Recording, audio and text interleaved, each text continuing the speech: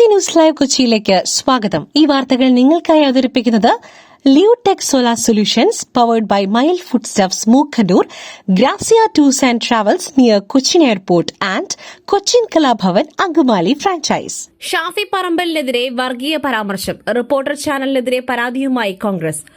Reporter ചാനലിനെതിരെ പരാതിയുമായി Congress. Reporter channel MD Anto അഗസ്റ്റിനെതിരെ Congress പരാതി നൽകി. ചാനലിൽ ഷാഫി പറമ്പിൽ MPക്കെതിരെ ആന്റോ നടത്തിയ വർഗീയ പരാമർശത്തിനെതിരെയാണ് പരാതി. പാലക്കാട് ജില്ലാ പോലീസ് മേധാവിക്കാണ് പരാതി നൽകിയത്. ആന്റോയുടെ പരാമർശം കേരളത്തിൽ മതസ്പർദ്ധ ഉണ്ടാക്കുവാൻ സാധ്യതയുണ്ടെന്നും പരാതിയിൽ പറയുന്നു. ടെലിവിഷൻ ചർച്ചയ്ക്കിടെയാണ് വർഗീയ പരാമർശം നടത്തിയത്. യൂത്ത് കോൺഗ്രസ് നേതാവ് പ്രമോദ് താണ്ടലോടാണ് പരാതി നൽകിയത്. ചാനലിനെതിരെയും MDക്കെതിരെയും കേസെടുക്കണമെന്നും പ്രമോദ് ആവശ്യപ്പെട്ടു. ബിഷപ്പുമാരെ ഈ ആഴ്ച കാണും. PC ജോർജ് എന്നും സഭയ്ക്ക് വേണ്ടി നിലകൊണ്ട ആൾ ഷോൺ ജോർജ്. ബിഷപ്പുമാരെ ഈ ആഴ്ച കാണുമെന്ന് BJP നേതാവ് ഷോൺ ജോർജ്. പറയാനുള്ളത് താൻ പറയുമെന്നും അത് അനുനയ നീക്കമല്ലെന്നും ഷോൺ ജോർജ് പറഞ്ഞു. PC ജോർജ് എന്നും സഭയ്ക്ക് വേണ്ടി നിലകൊണ്ട ആളാണെന്നും ഷോൺ ജോർജ് പ്രതികരിച്ചു.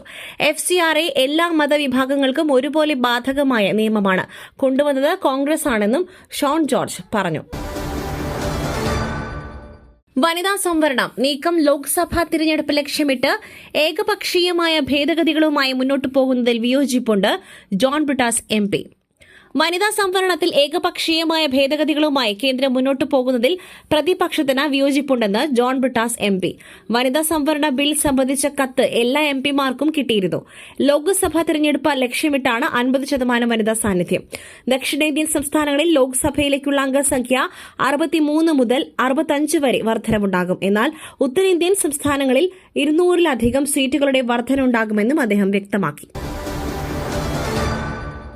പാളയത്ത് പെട്രോൾ പമ്പിൽ കവർച്ച. 2 ദിവസത്തെ കളക്ഷൻ തുകയായ 1.5 ലക്ഷം രൂപ കവർന്നു. തിരുവനന്തപുരം പാളയത്ത് പെട്രോൾ പമ്പിൽ കവർച്ച. 2 ദിവസത്തെ കളക്ഷൻ തുകയായ 1.5 ലക്ഷം രൂപയാണ് പുലർച്ചെ ഓഫീസ് കുത്തി തുറന്ന് കവർച്ച നടത്തിയത്.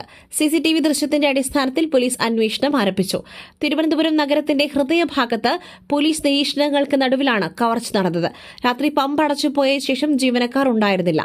പുലർച്ചെ 2 മണിക്ക് ശേഷമാണ് നടന്നെത്തിയ ഒരാൾ ഓഫീസ് മുറി കുത്തി തുറന്ന് അകത്ത് കയറി ഷെൽഫിനുള്ളിൽ സൂക്ഷിച്ചിരുന്ന പണം മോഷ്ടിച്ചത്. കായംകുളത്തെ ലൈംഗികാതിക്രമം. അന്വേഷണത്തിൽ വീഴ്ചയില്ല, ന്യായീകരണവുമായി പോലീസ്. ആലപ്പുഴ കായംകുളത്ത് വാഹനാപകടത്തിൽ പരിക്കേറ്റ യുവതി രക്ഷാപ്രവർത്തനത്തിനിടെ ലൈംഗികാതിക്രമം നേരിടേണ്ടി വന്നതിൽ അന്വേഷണത്തിൽ വീഴ്ചയില്ലെന്ന് ന്യായീകരണവുമായി പോലീസ്. സംസ്ഥാന പോലീസ് മേധാവിക്ക് ആലപ്പുഴ SP നൽകിയ റിപ്പോർട്ടിലാണ് ഇക്കാര്യം. എന്നാൽ കേസ് അന്വേഷണത്തിൽ നിന്നും SHOയെ നീക്കി. സ്റ്റേഷൻ ജാമ്യത്തിൽ വിട്ടയച്ച പ്രതി സിനിൽ സബാദ് ഒളിവിലാണെന്നാണ് സൂചന. പുട്ടു രുചികരമാവണമെങ്കിൽ മയിലിന്റെ പുട്ടുപൊടി തന്നെ വേണം. അതിന് ചെമ്പാപ്പുട്ടാണെങ്കിലും അങ്ങനെ തന്നെ. മയിൽ റൈസ് ആൻഡ് ഫുഡ് പ്രൊഡക്ട്സ്, ശ്രേഷ്ഠം സമ്പുഷ്ടം. വിയർപ്പും അധ്വാനവും തൃക്കരിപ്പൂരിന്റെ മണ്ണിൽ പുതിയ ചരിത്രമെഴുതും. 60 വർഷത്തെ ഇടത് കുത്തകയ്ക്ക് അന്ത്യം കുറിക്കും സന്ദീപ് വാര്യർ.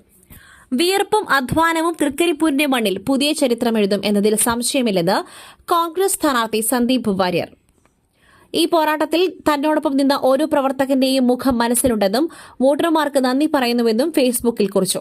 ജാതിമത കക്ഷി രാഷ്ട്രീയങ്ങൾക്കതീതമായി എന്നെ സ്വീകരിച്ച സഹോദരങ്ങൾക്കും ആവേശം പകർന്നു നൽകിയ പ്രവർത്തകർക്കും പിന്തുണയുമായി എത്തിയ എല്ലാ നേതാക്കൾക്കും 1000 നന്ദി.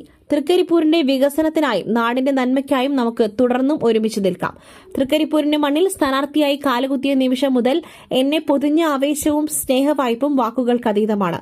ഓരോ ചുവടിലും നിങ്ങൾ നൽകിയ ആത്മവിശ്വാസം ഈ പോരാട്ടത്തിൽ എനിക്ക് കരുത്തായി മാറി. വിയർപ്പ് തുള്ളികളെ പോലും സ്നേഹത്തിന്റെ പൂമഴയായി മാറ്റിയ പ്രിയപ്പെട്ട തൃക്കരിപ്പൂറുകാർക്ക് ആദ്യമേ നന്ദി പറയട്ടെ, സന്ദീപ് വാര്യർ പറഞ്ഞു. ഹിമന്ത ബിശ്വ ശർമ്മയുടെ ഭാര്യയ്ക്കെതിരായ പരാമർശം. പവൻ ഖേരയുടെ മുൻകൂർ ജാമ്യത്തിനെതിരെ അസം സർക്കാർ സുപ്രീംകോടതിയെ സമീപിച്ചു. അസം മുഖ്യമന്ത്രി ഹിമന്ത ബിശ്വ ശർമ്മയുടെ ഭാര്യയ്ക്കെതിരായ പരാമർശവുമായി ബന്ധപ്പെട്ട് പവൻ ഖേരയുടെ മുൻകൂർ ജാമ്യത്തിനെതിരെ അസം സർക്കാർ സുപ്രീംകോടതിയെ സമീപിച്ചു. തെലങ്കാന ഹൈക്കോടതി അനുവദിച്ച ട്രാൻസിറ്റ് മുൻകൂർ ജാമ്യം റദ്ദാക്കണമെന്നാണ് ആവശ്യം. ഹിമന്ത ബിശ്വ ശർമ്മ ഭാര്യ റിനിക്കി ഭുയാൻ ശർമ്മയ്ക്ക് 2 മുസ്ലിം രാഷ്ട്രങ്ങളുടേതുൾപ്പെടെ 3 പാസ്പോർട്ടുകൾ ഉണ്ടെന്നായിരുന്നു ഖേരയുടെ ആരോപണം. എന്നാൽ വ്യാജരേഖകൾ കാണിച്ചാണ് ഖേരയുടെ ആരോപണമെന്നും പാകിസ്ഥാനിലെ സോഷ്യൽ മീഡിയ ഗ്രൂപ്പുകൾ നൽകിയ രേഖയാണ് കോൺഗ്രസ് പ്രചരിപ്പിക്കുന്നത് എന്നുമാണ് ഹിമന്തയുടെ വിശദീകരണം. മറ്റൊരു വാർത്തയുമായി കണ്ടുമുട്ടുന്നതുവരെ നന്ദി, നമസ്കാരം.